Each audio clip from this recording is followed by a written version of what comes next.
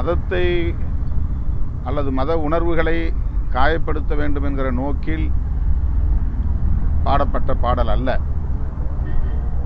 ஐயப்பன் திருக்கோவிலில் பெண்கள் நுழையக்கூடாது என்கிற சர்ச்சை எழுந்தபோது ஒரு பெண்ணிய குரலாக அந்த குரல், பெரியாரின் குரலாக அந்த குரல்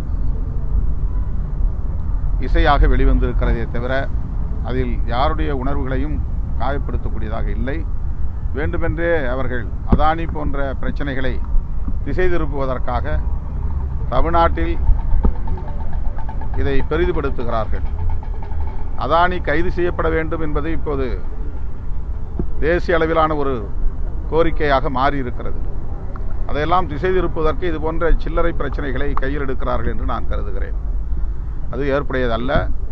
இசைவாணியை கைது செய்ய வேண்டும் என்று சொல்லுவது பொருத்தமானதல்ல. அது கண்டனத்திற்குரியது.